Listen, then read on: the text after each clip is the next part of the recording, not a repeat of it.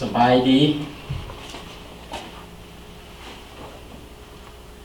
เป็นไงพี่น้องเฮาสบายดีมันสุขสุขคนบ่เฮาขอบคุณพระเจ้าเนาะที่วันนี้พวกเฮาได้มีโอกาสได้เข้ามาสรรเสริญถวายพระเกียรติแด่พระเจ้าเช่นเคยเนาะแล้วเฮาก็มีประคำมาเพื่อหนุนใจหนุนจิตหนุนใจกันเพื่อเป็นคำแนะนำคำเตือนที่จะนำพาชีวิตจิตวิญญาณของพวกเราให้ก้าวเดินไปนำองค์พระผู้เป็นเจ้าของพวกเราเพื่อเราจะได้ถึงจุดหมายปลายทางและเพื่อพระประสงค์ของพระองค์นั้นจะสำเร็จในชีวิตของพวกเราในขณะที่พวกเรากำลังใส่ชีวิตอยู่ในโลกนี้เนาะเอเมนขอบคุณพระเจ้าเนาะและยินดีต้อนรับพี่น้องทุกคนบ่ว่าอยู่ที่นี่หรือว่าอยู่ทางบ้านที่เบิ่ง YouTube ก็ดีเนาะเข้าสู่การนมัสการในนำ The New Beginning Laotian Baptist Church ของพวกเราเนาะเอาให้เฮาร่วมใจกันอธิษฐานก่อนที่พวกเราจะได้ยินได้ฟังพระคำของพระเจ้าเนาะสาธุการแด่องค์พระบิดาเจ้าขอบเดชคุณพระองค์เจ้าสำหรับชีวิตและลมหายใจที่พระองค์ทรงโปรดประทานให้และความหักอันยิ่งใหญ่ที่พระองค์ได้ทรงมอบให้กับหมู่น้อยคือองค์พระวิญญาณองค์พระเยซูคริสต์เจ้าผู้ทรงตายไถ่แทนความผิดบาปของหมู่น้อยผู้ที่เสียสละพระกายของพระองค์เพื่อไถ่มวลมนุษย์โลกนี้ให้พ้นจากความบาปถ้าผู้ใดเชื่อก็ได้รับสิ่งนั้นเหล่านั้นไปพระบิดาเจ้าค่ะ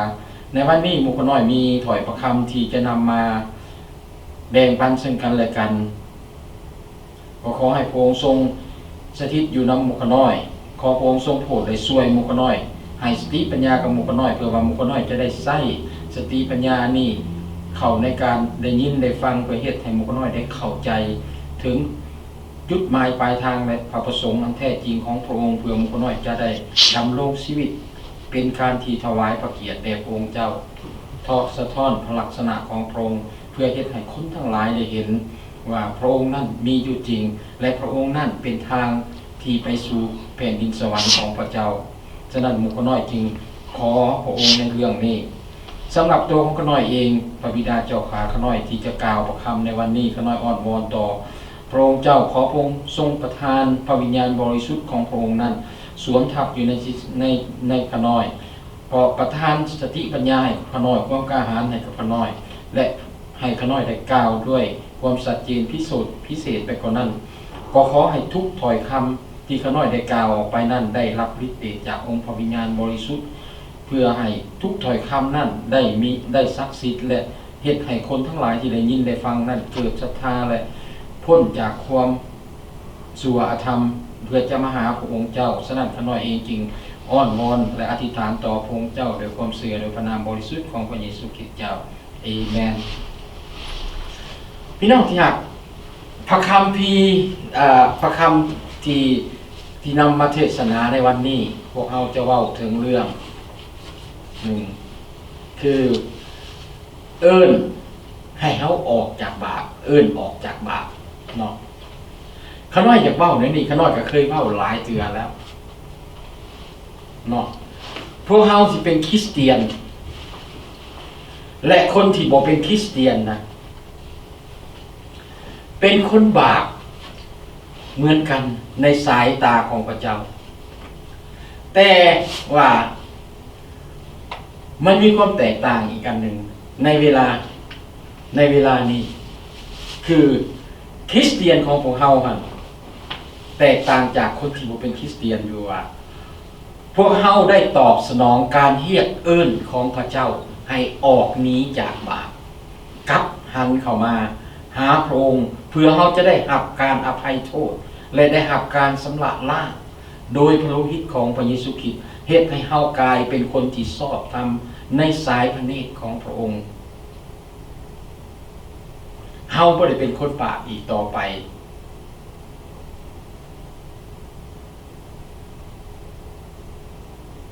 เฮาเป็นคนชอบธรรมในสายพระเนตรของพระองค์เจ้าและความชอบธรรมนี้บ่แม่นการปฏิบัติและการเฮ็ดเอาของพวกเฮาแต่แม่น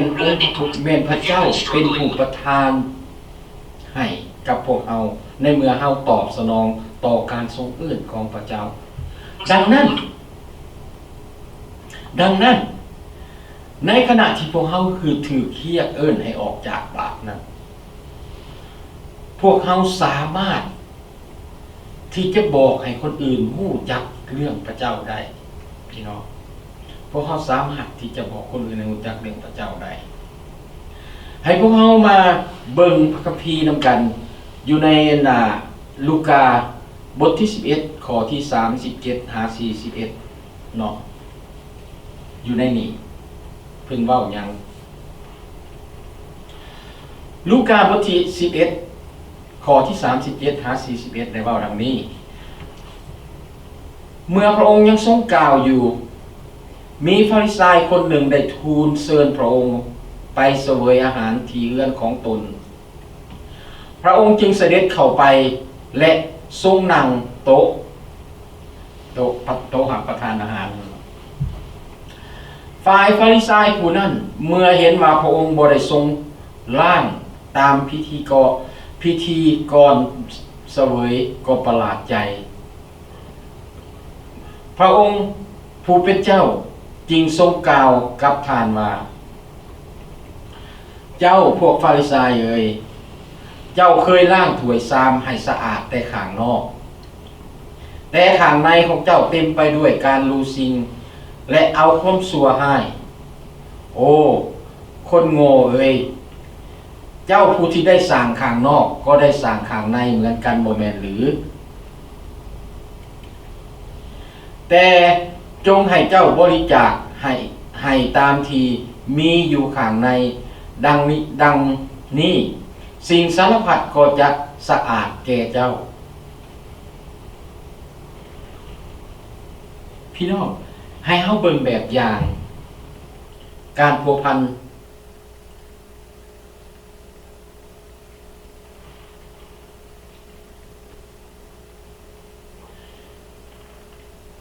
แบบอย่างของพระเยซูคริสต์ที่เป็นการพัวพันที่ถูกต้อง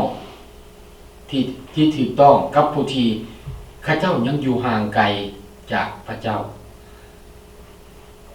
เมื่อเฮาเบิ่งพระคัมภีร์เฮาก็สิสงสัยกันว่าเป็นหยังจึงเว้าจังซี่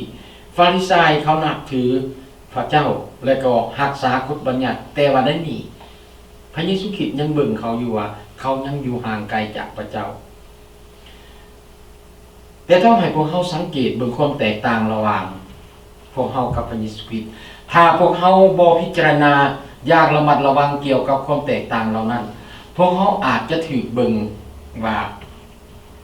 เป็นคนกระทำผิดและจอบคำผิดของคนอื่นในการที่เฮาจะชี้แนะและแจ้งแยกให้คนที่เฮาอัก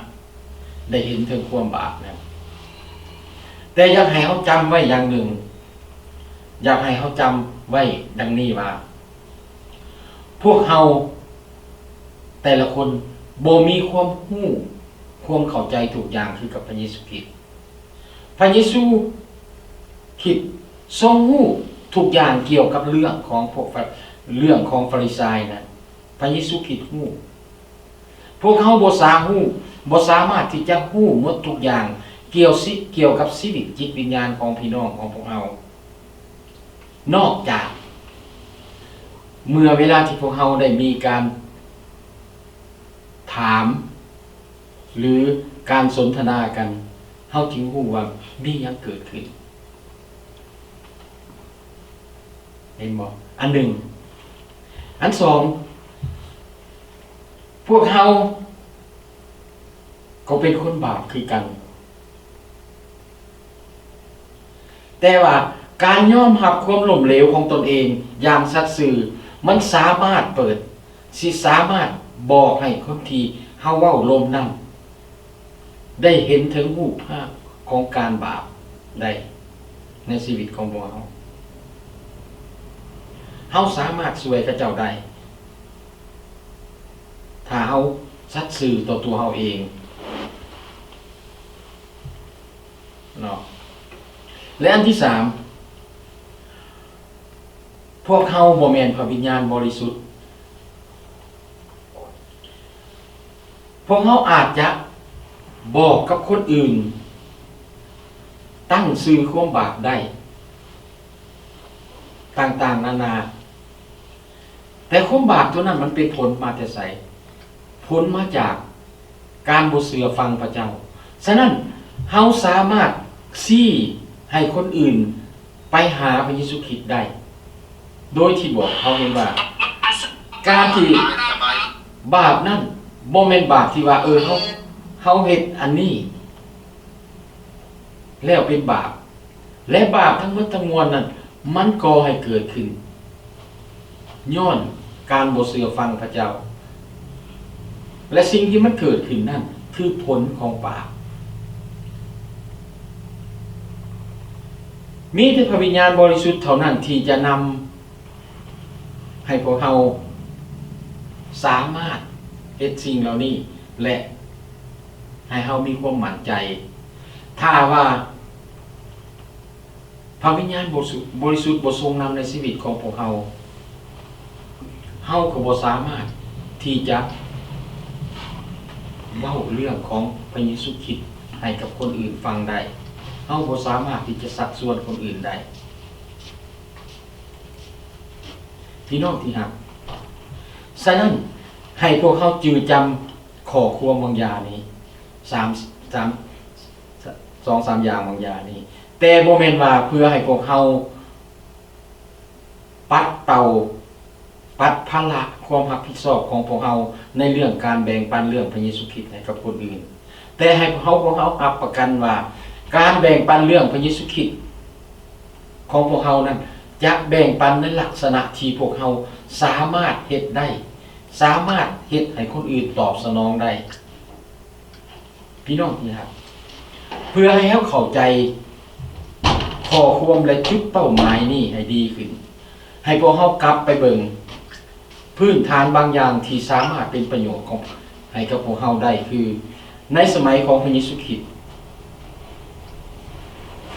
มีศาลเซนเฮรินเป็นสภาของชาวยิวในศาลแห่งนี้ประกอบมีคน2กลุ่มเป็นหลักคือพวกชาวซาดูกายและพวกฟาริไซถึงแม้ว่าพวกฟาริไซเป็นชนเผ่าส่วนหน่อยแต่ว่าพวกนี้มีอิทธิพลสูงพวกซาดูกายข้าเจ้าปฏิบัติตามพระธรรมโทราอย่างเข้มงวดซึ่งเป็นพระธรรม5 เล่มแรกของพระคัมภีร์ในขณะที่พวกฟาริไซนี่ยังรักษากฎบัญญัติและเฮ็ดตามพิธีกรรมทางศาสนาคือกฎบัญญัติตัวนี้แม่นเพิ่นเว้าถึงเรื่องกฎบัญญัติที่เพิ่นบอกต่อๆกันไปบ่แม่นบัญญัติที่แท้จริงของพระเจ้าแม่นบัญญัติที่เขียนขึ้น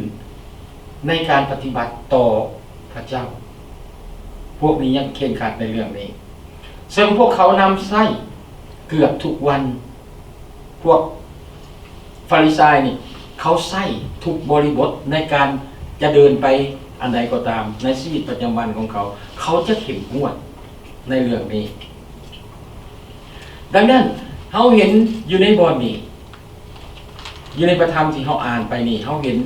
ลูกาได้บันทึกให้เห็นถึงความโต้แย้งขอโต้แย้งที่มันเป็นผลกระทบอันหนึ่งที่ทางพิธีกรรมทางศาสนาที่เฮ็ดให้พระเยซูคริสต์ถูกกล่าวหาว่าพระองค์ละเมิดต่อบัญญัติเมื่อพวกฟาริไซอยู่ในประคำตอนนี้เราเห็นมีฟาริไซคนหนึ่งเชิญพระเยซูคริสต์ไปรับประทานอาหารร่วมกับเราพระเยซูคริสต์ก็ตอบคำเชิญและก็นั่งลงรับประทานอาหารที่โต๊ะอาหารโดยที่ว่าพระเยซูคริสต์นั่นบ่ได้ทำพิธีล้างมือก่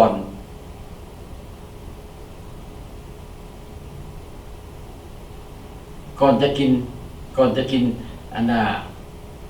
อาหารนั้น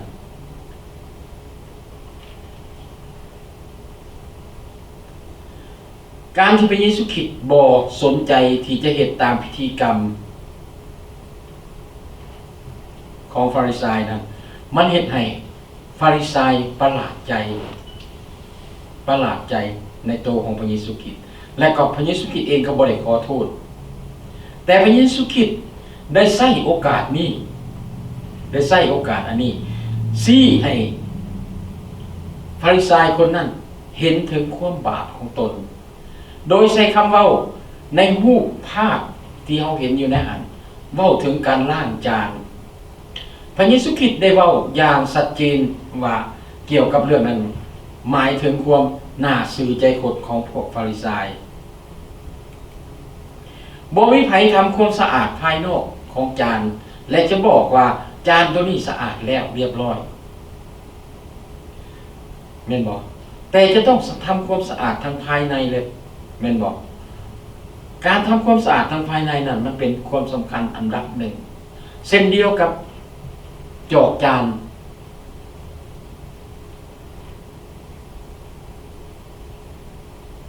คนเฮาถ้าบ่สะอาดทั้งในทั้งนอกมันก็บ่สะอาดเหมือนกันฉะนั้นมันจะต้องได้ทำความสะอาดทั้งด้านในทั้งด้านนอกเหตุผลของมันก็ไม่ง่ายๆแต่บ่สามารถปฏิบัติได้คนส่วนหลายก็มักเป็นแบบนั้นแหละคนโง่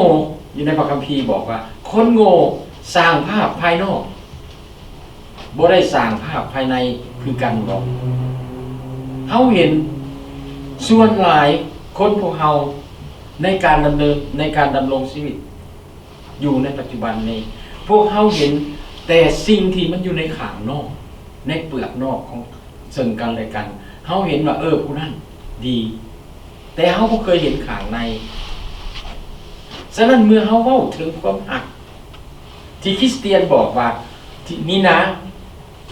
อ้ายที่ค่อยบอกเจ้าเรื่องของพระเยซูคริสต์ย้อนข่อยฮักเจ้าบ่แม่นย้อนข่อยมื้อนี้ข่อยใส่สูทผูกเนคไทถือพระคัมภีร์แล้วมาบอกเจ้าว่าเจ้าข่อยฮักเจ้าพระเจ้าฮักเจ้าแล้วข่อยฮักเจ้าความเว้าตัวนั้นเป็นความเว้าที่ออกมาจากใจ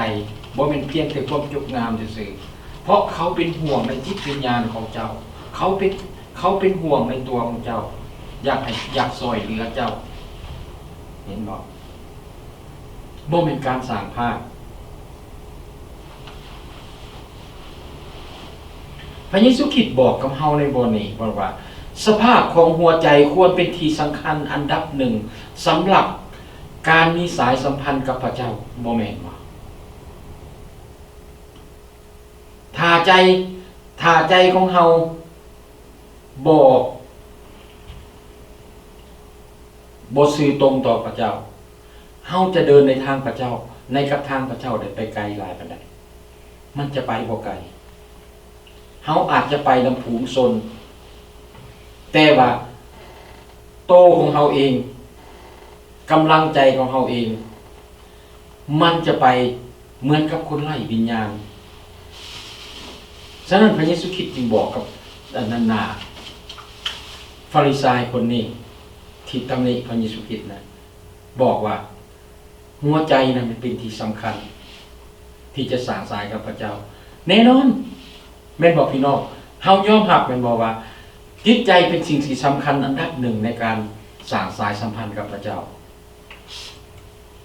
บ่แม่นว่าการที่มาโบสถ์นุ่งเครื่องสวยๆแล้วที่เฮาว่าเฮามีสายสัมพันธ์อันดีกับพระเจ้าแต่ถ้าว่าบ่มีใจฮักพระเจ้าแล้วมันคงจะเป็นไปบ่ได้เนาะพระเยซูคริสต์ได้กล่าวอย่างชัดแจ้งเกี่ยวกับบาปของพวกฟาริสัยแต่เฮาเห็นอยู่ในนี้ในคำตอนนี้พระเยซูคริสต์บ่ได้ตำหนิพระเจ้าละล่าบ่ได้บ่ได้ตำหนิฟาริสัยคนนั้นละล่าแต่ชี้บอกให้เห็นถึงความเมตตาสงสารและวิธีแก้ไขความบาปของเราคือเฮ็ดหยังคือให้เราบอกว่าให้เราให้ทานกับคนทุกข์ยาก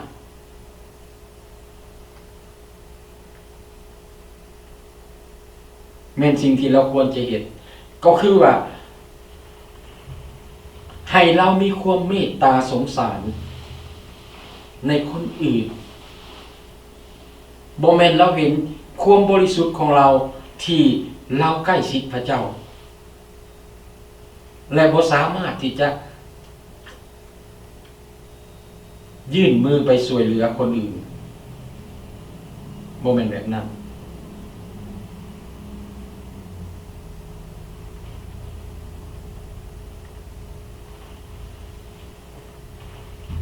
พระเยซูคริสต์บอกว่าการให้ของเรานั้นมันเป็นสิ่งที่เราควรเฮ็ดเพราะว่ามันเป็นแรงจูงใจและความปรารถนาที่จะส่งเสริมรูปลักษณะข้างนอกในการนับถือพระเจ้าพระเยซูคริสต์บอกฟาริสัยนั้นว่าให้เจ้าให้ด้วยความบริสุทธิ์ใจและถูกต้องตามน้ำพระทัยของพระเจ้าให้เฮาปฏิบัติต่อซึ่งกันและกันให้ถูกต้องตามน้ำพระทัยของพระเจ้าเมื่อหัวใจของเฮาบริสุทธิ์กับพระเจ้าเป็นอย่างไรพี่น้องเฮาก็สามารถหักพี่น้องของพวกเฮาด้วยสุดใจคือกันมันสามารถถ้าเฮามีความสุขใจต่อความบริสุทธิ์ใจกับพระเจ้ามันสามารถเฮ็ดให้ทุกสิ่งทุกอย่างนั้นสะอาดทั้งภายในและภายนอกทั้งภายในจิตใจของเฮาและภายนอกนี่เฮาเห็นจุดประสงค์ของพระเยซูคริสต์แม่นชัดเจนบอกให้เฮาเห็นว่าความบาปแม่นสิ่งที่อยู่ภายในที่สำคัญที่สุดบาปแม่นสิ่งที่แยกพวกเฮาออกจากพระเจ้าเฮ็ดให้เฮาห่างไกลจากพระเจ้าดังนั้นความบาปที่เฮ็ดจะต้องถูกสำลักให้อย่างถูกต้องเสียก่อนเพื่อเราจะมีความสัมพันธ์อย่างถูกต้องกับพระเจ้าเฮาเห็นในเบื้องต้นที่ข้างน้อยสมเทียบมาเห็นถึงคริสเตียนและคนที่บ่เป็นคริสเตียนแต่ว่าคนที่เป็นคริสเตียนเป็นหยังคนที่เป็นคริสเตียนคือยอมรับตัวเองว่าเป็นคนบาปและตอบสนองต่อการทรงเอิ้นของพระเจ้ายอมรับการสำละของพระเจ้าและเฮ็ดให้เขาได้กลายเป็นคนบริสุทธิ์ในสายพระเนตรของพระเจ้าเขาพ้นจากความบาปแต่สำหรับคนที่บ่ทันได้ที่บ่รับเด้ที่บ่เชื่อฟังเด้เขาก็นอนอยู่ในความบาปของเขาเหมือนเก่าฉะนั้นพระเจ้าจึงบอกให้พวกเราบอกกับคนอื่นด้วยความเห็นอกเห็นใจเขาเจ้าเกี่ยวกับความบาปและบอกให้เขาเห็นถึงว่าความหวังของเขาเจ้าที่เขาไปพบที่เขาจะได้เมื่อเขาพบกับพระเยซูคริสต์นะไทยบอกว่าเขาจะได้ความหวังเขามีความหวังในพระเยซูคริสต์โมเมนต์ความหวังคือของพวกเราเวลาที่สิ้นลมหายใจกันไปแล้วจึงไปบอกกันว่าโอ้ไปหายจิตวิญญาณไปอยู่ในแผ่นดินสวรรค์ของพระเจ้าขณะที่เฮาอยู่ในโลกนี่เฮายังบ่รู้จักกับองค์พระผู้เป็นเจ้าแล้วเฮาบ่รู้จักกับเจ้าของสวรรค์แล้วเฮาจะไปได้จังได๋แล้วผู้ใดที่จะรับเฮาไปแต่ในฐานะที่เฮาเป็นคริสเตียนเฮาฮู้ว่าแน่นอนใจเพราะเฮามีพระวิญญาณบริสุทธิ์ของพระเจ้ามัดจำอยู่เป็นตาประทับในตัวของพวกเฮาเป็นเครื่องมัดจำในตัวของพวกเฮาว่าชีวิตจิตวิญญาณของพวกเฮาจะถูกนำพาไปโดยพระวิญญาณบริสุทธิ์ของพระเจ้าเถื่อเวลานี้เฮาได้รับสันติสุขและความสุขอยู่ในองค์พระผู้เป็นเจ้าที่มีพระวิญญาณบริสุทธิ์ของพระเจ้านำพาและเวลาที่เฮาหมดอายุขัยไปพระวิญญาณของพระเจ้านำพาเฮาไปในสถานที่พระเจ้าต้องการอยากให้เฮาไปถ้าเฮายังหักและบริสุทธิ์ใจต่อพระเจ้าถ้าเฮาบ่น่าซื่อใจคดกับพระเจ้าลูกาบทที่11ข้อที่24ข้อที่42หา46ได้เว้าดังนี้แต่วิบัติแก่เจ้าพวกฟาริสัยเพราะว่าเจ้าแบ่งพรรคเสริมพรรคแพรวและพรรคอื่นๆทุกอย่างเป็น10ส่วนเอา1ส่วนเป็นของถวาย แต่ได้หลีกเว้นความยุติธรรมและความหักพระเจ้าแม้นสิ่งเหล่านี้แหละที่พวกเจ้าควรได้ปฏิบัติอยู่โดยบ่ต้องละเว้นสิ่งอื่นนั้นวิบัติแก่เจ้าพวกฟาริสัยเลยด้วยพวกเจ้าชอบบอนนังอันมีเกียรติในองค์ธรรมเทศนาและชอบให้คนคำนับในที่ประชุมวิบัติแก่เจ้าด้วยว่าพวกเจ้าเป็นเหมือนบอนฝังศพที่บ่ปรากฏเห็นและคนทั้งหลายก็เที่ยวเหยียบบอนนั่นโดยบ่ฮู้ว่ามีหยังธรรมบัณฑิตคนหนึ่งทูลพระองค์ว่าอาจารย์เอ่ยที่ทานกล่าวอย่างนั้นทานก็ประมาทเฮาเหมือนกันพระเยซูคริสต์ตอบว่าวิบัติมีแก่เจ้าเหมือนกันพวกเจ้าธรรมบัณฑิตเอ่ยเพราะว่าพวกเจ้าเอาของหนักที่แบกยากมาวางใส่บ่ามนุษย์เพื่อพวกเจ้าส่วนพวกเจ้าเองแม้แต่นิ้วมือเดียวก็บ่จับพี่น้องเฮาเห็นผลที่ได้รับที่หลีกเลี่ยงบ่ได้ของการปฏิบัติตามพิธีกรรมแม่นการหน้าสื่อใจคน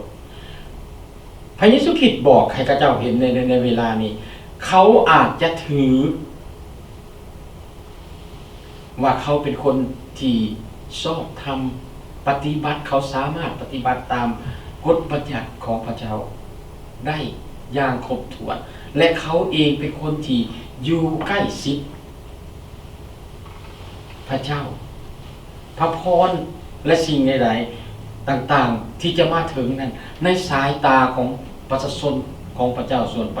ก็แน่ใส่ว่าจะต้องเป็นเขานั่นแหละที่จะเป็นผู้ได้รับก่อนและเขานั่นแหละเป็นผู้ที่จะศักดิ์สิทธิ์แต่อยู่ในวันนี้พระเยซูคริสต์บอกว่ามันเป็นเพียงแต่หน้าสื่อใจคนเพราะอย่าง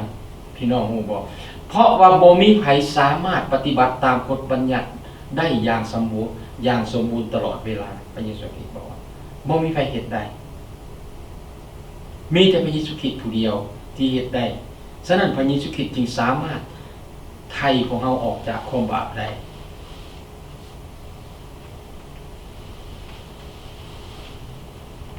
ดังนั้นมันจึงบ่แม่นความหนาซื่อใจคดของพวกฟาริสัยที่พวกเราจะแปลกใจและเศร้าใจหรือที่จะเลือกเหตุตามความพยายามของข้าเจ้าที่จะเชื่อฟังกฎบัญญัติตามพิธีกรรมทางศาสนาบ่เป็นเรื่องของผมบ่เป็นเรื่องนะ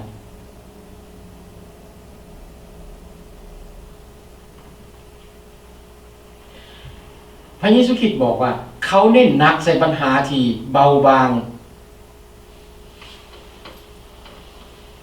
และบ่สนใจเชื่อฟังปัญหาที่ยิ่งใหญ่คือการเชื่อฟังพระเจ้านั้นพระเยซูคริสต์ได้กล่าวอย่างจะแจ้งเกี่ยวกับความหนาซื่อใจคดของพวกฟาริสัยโดยเริ่มต้นใส่ใจตามการปฏิบัติพิธีกรรมทางศาสนาคือการถวาย1/10ในพระคัมภีร์เราเห็นเมื่อกี้ที่เราอ่านกฎพิธีกรรมทางศาสนาตั้งขึ้นโดยพวกฟาริสัยบางครั้งมันก็เป็นอันตรายอยู่บนไหนเป็นอันตรายอยู่บนว่าพวกเฮาบ่สามารถที่จะเฮ็ดได้ถ้าเฮาเฮ็ดบ่ได้มันเป็นหยังมันเป็นบาป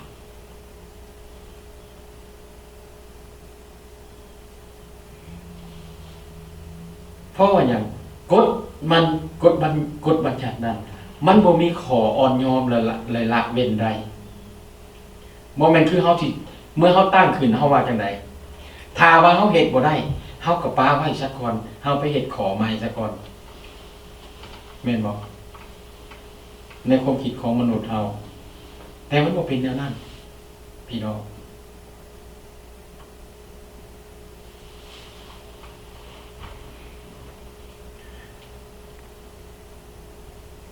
พระเยซูคริสต์ชี้ให้เห็นถึงเรื่องการถวาย1/10ของพวกฟาริสัย การถวาย1/10มันมีอยู่แล้วในเรื่องในของพระคัมภีร์ยิ่งไปกว่านั้นพระเยซูคริสต์ประกาศว่าเขาบ่ได้สนใจเรื่องที่สำคัญเส้นความหักมนุษย์ด้วยกันความหมายยุติธรรมเห็นพระเยซูคริสต์บอกว่าเขาเห็นอย่างเขาแบ่งพักเสริมพักกันนั่นอันนั้น10 ส่วนแต่เขาเอาเพียงแต่ส่วนหนึ่งไปถวาย9 ส่วนไปใส่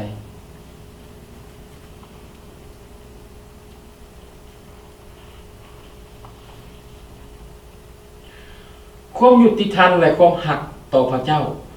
มันเป็นการผสมผสานที่เป็นผลสะท้อนถ้าเฮาบ่เฮ็ดเนาะในฐานะผู้นำทางศาสนาพวกฟาริสัยมีหน้าที่รับผิดชอบที่จะนำประชาชนของพระองค์ให้เข้าเฝ้าพระเจ้าและสัตย์ซื่อต่อพระเจ้าสัตย์ซื่อต่อพันธสัญญาที่พระเจ้าให้ไว้กับพวกเขา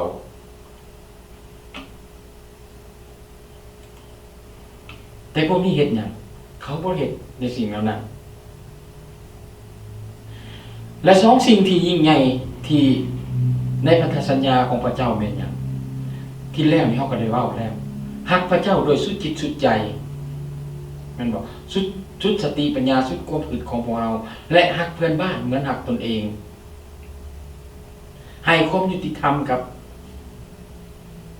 ประชาชน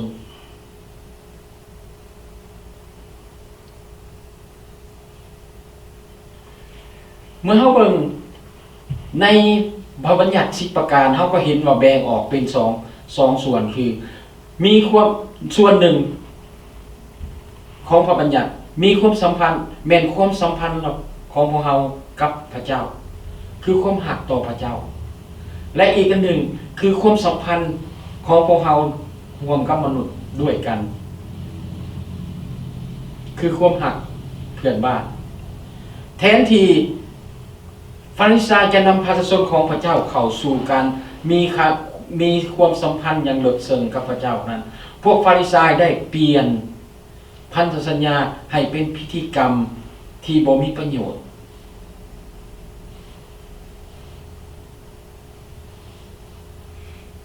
ตัวอย่างพวกเขาได้สอนให้ประชาชนของพระเจ้านั้นได้ปฏิบัติตามหลักการศาสนาหลายกว่าการมีความสัมพันธ์กับพระเจ้า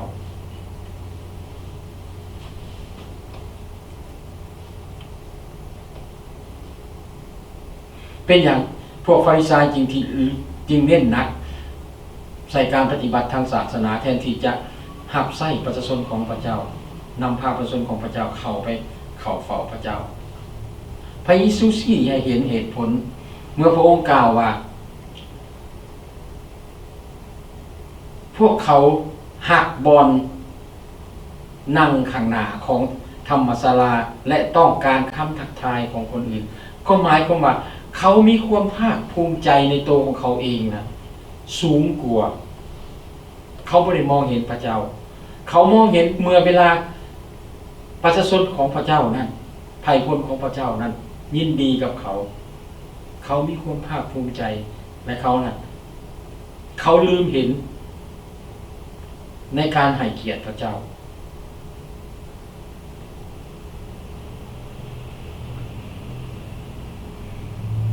เฮ็ดให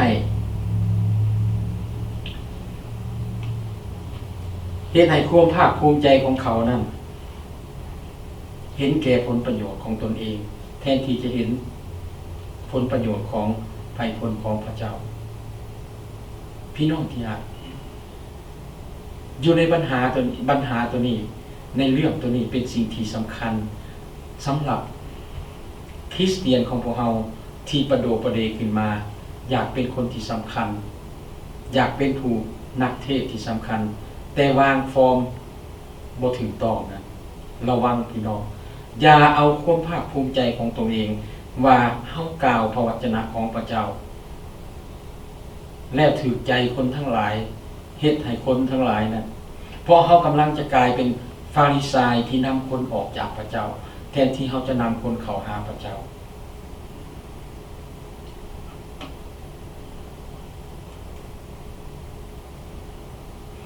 พระเยซูคริสต์บ่เพียงแต่ได้บอกแต่ถึง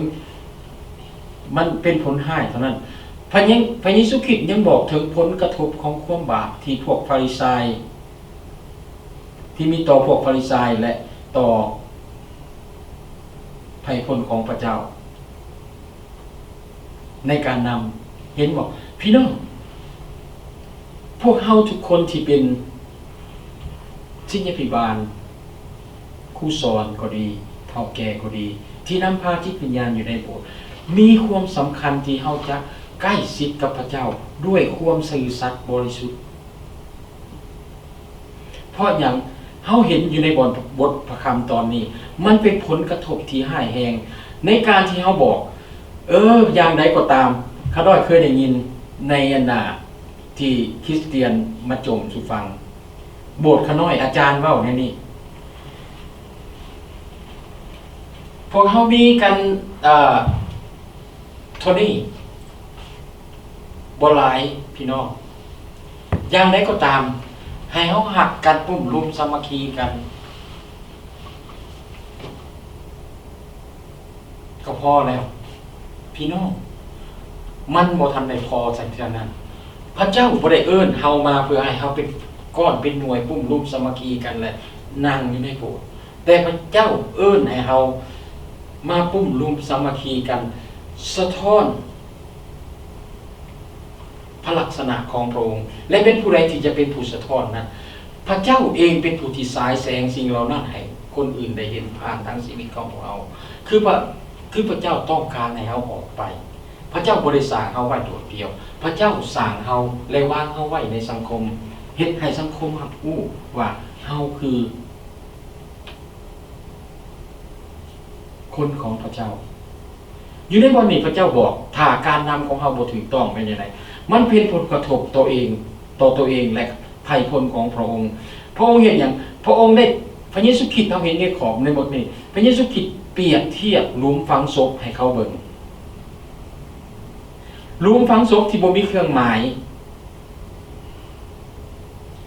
การเปรียบเทียบนี่เป็นรากฐานจากกฎบัญญัติด้วยความเว้าถึงเรื่องความสะอาดและบ่สะอาด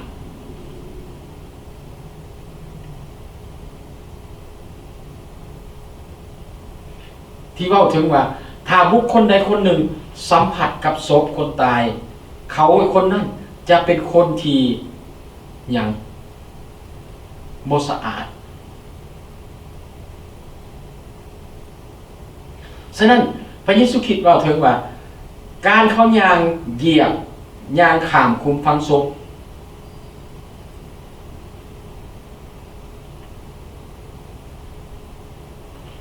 โดยที่เขาหู้ตัวเองมันเป็นหลีกเลี่ยงบ่ได้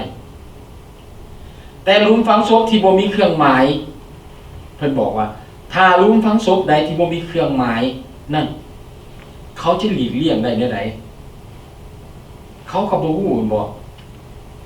ฉะนั้น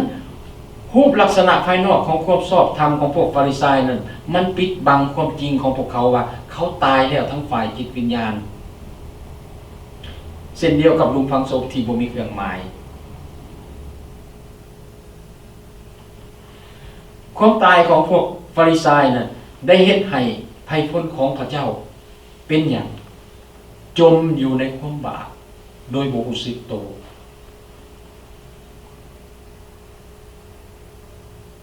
ฉะนั้นพี่น้องการชี้แจงพระวจนะของพระเจ้าให้พี่น้องได้เข้าใจนั้นเฮาจะต้องชี้แจงให้เข้าใจอย่างเด็ดขาดเพื่อพี่น้องของพวกเราจะบ่เป็นคริสเตียนที่จมอยู่ในความมืดแต่เป็นคริสเตียนที่อยู่ในความสว่างของพระเจ้าพร้อมที่จะสายแสงพร้อมที่จะสะท้อนพระลักษณะของพระเจ้าให้คนทั้งหลายได้เห็น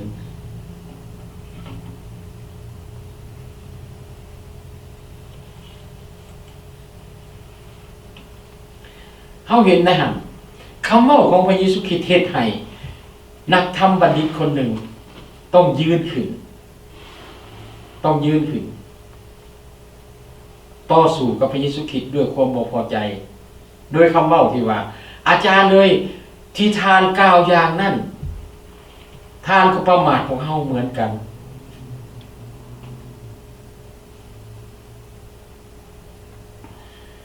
ธรรมบัณฑิตคนนี้เป็นผู้ชำนาญในกฎบัญญัติและนำใช้พิธีกรรมอธิบายวิธีการปฏิบัติสิ่งที่อยู่ในกฎบัญญัติของโมเสสบันทึกไว้ได้ การนำใช้กฎพิธีกรรมนี่แม่นสิ่งที่ส่งเสริมความขัดแย้งนี่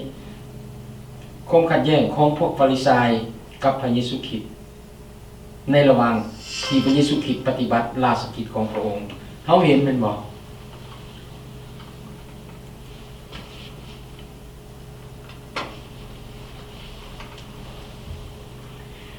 พระเยซูคริสต์บอกกับบัณฑิตธรรมบัณฑิตคือว่าเราก็บริสุทธิ์อาดเราก็เป็นคนบาปคือกันพระเยซูคริสต์เปิดเผยให้เรารู้ว่าพวกเจ้าเอาของหนักที่แบกยากมาวางใส่บาตรมนุษย์ส่วนพวกเจ้าแม่นบ่เฮ็ดแม้แต่มือเดียวของพวกเจ้าก็บ่บายเฮาเห็นแม่นบ่ผู้ทรงศีลต่างๆวางศีลขอนั่นขอนี้ให้กับคนแต่เขาเจ้าบ่ได้ปฏิบัติเขาเพิ่งเฉยอยู่ฉะนั้นบาปพระเจ้าก็คือกันกับพวกฟาริสัยนั้นเขาบิดเบือนเขาเพิ่มเติมขึ้นเขาหาซองโหว่เพื่อที่จะหลีกเลี่ยงจากการที่บ่ปฏิบัติต่อมนุษย์ด้วยกันเห็นบ่เอาพลนักแต่มือเดียวเขายังบ่แตะต้อง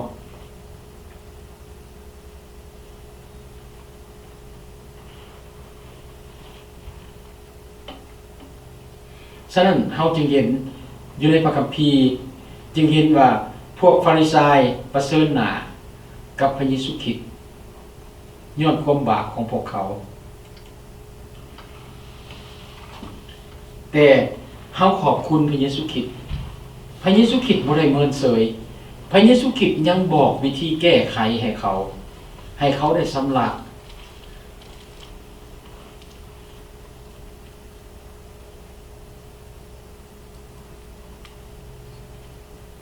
ให้เขาดำรงชีวิตและสอนเกี่ยวกับความหักของพระเจ้าและให้เขาหักเพื่อนบ้านให้เขาให้ความยุติธรรมกับเพื่อนบ้านเห็นบ่นั่น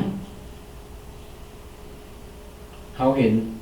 สิ่งที่พระเยซูคริสต์ชี้ให้เห็นความบาปลูกาบทที่12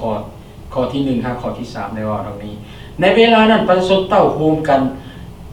เป็นหมื่นจนเบียดเหยียดกับพระองค์จนเบียดกันพระองค์ทรงตั้งต้นกล่าวกับพวกสาวกก่อนว่าจงระวังเกี่ยวกับเสื้อแป้งของพวกฟาริสัยคือความหนาสื่อใจคดของเขาแต่บ่มีสิ่งใดปกบังไว้ที่บ่เปิดเผยหรือสิ่งลับลี้ที่บ่ปรากฏให้ฮู้เหตุฉะนั้นสิ่งที่ทานได้เว้าในบ่อนมืดก็ได้ยินในบ่อนแจ้งและสิ่งที่ทานซับใจหูในห้องส่วนตัวจะต้องประกาศถึงหลังคาเรือนบาปของความหนาสื่อใจคดของพวกฟาริสัยที่ยังมีอยู่ในจิตใจที่พระเยซูคริสต์เว้ากับเขาน่ะมันยังคาใจในพระองค์จึงบอกกับเหล่าสาวกของพระองค์เตือนข้าเจ้าให้เขาระวังในความบ่สัตย์ซื่อนั้น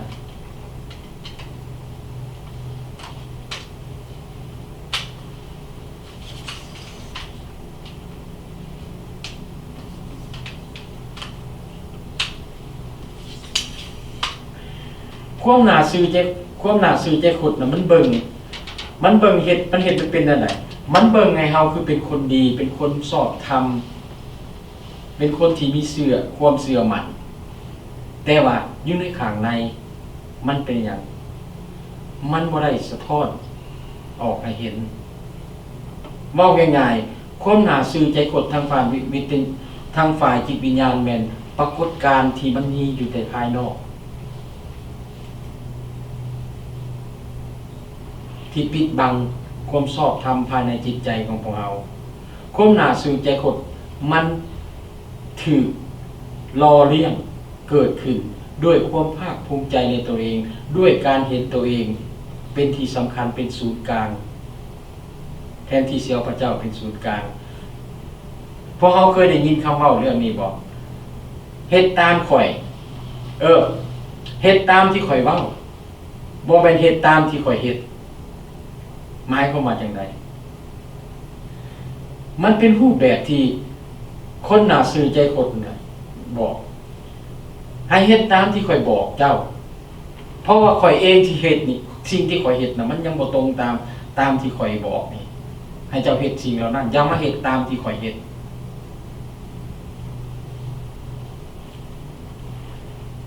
มันแสดงให้เห็นว่าเฮากำลังเว้ายกเว้นตัวเองจากสิ่งที่เฮาบอกคนอื่นเฮ็ด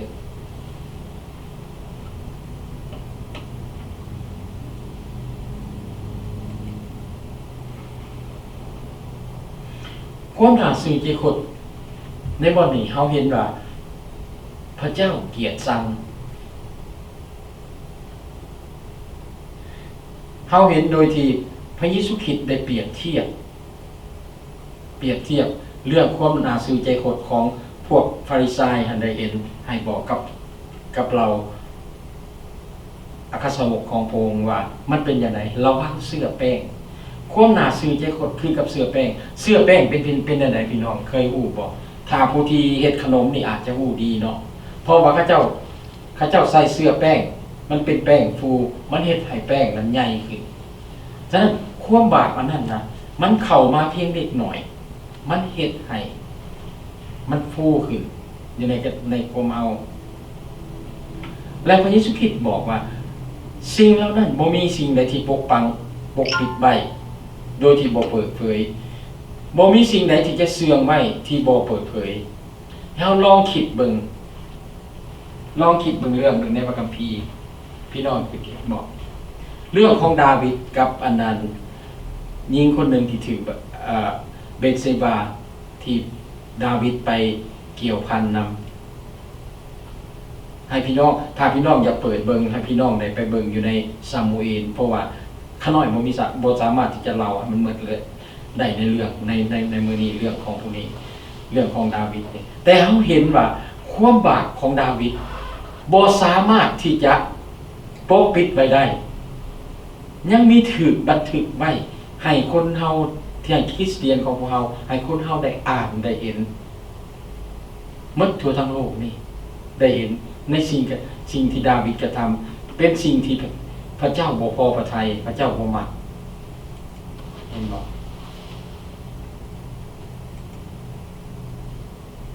ถึงมันเป็นการลี้ลับเป็นการส่วนตัวของดาวิดแต่ถูกเปิดเผยออก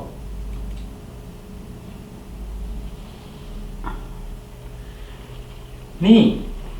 พี่น้องเว้าถึงปัญหาของความบาปมันเป็นปัญหาที่ยุ่งยากที่พวกเฮาจะเว้าลมกับคนอื่นเฮาฮู้บ่แม่นพระเจ้าบ่ฮู้ในการที่จะเอิ้นคนอื่นออกจากความบาปนั้นและชี้ให้เขาเห็นทางไปหาชี้ให้เขาเห็น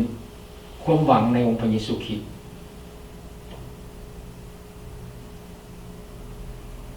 เพราะว่าพวกเขาฮู้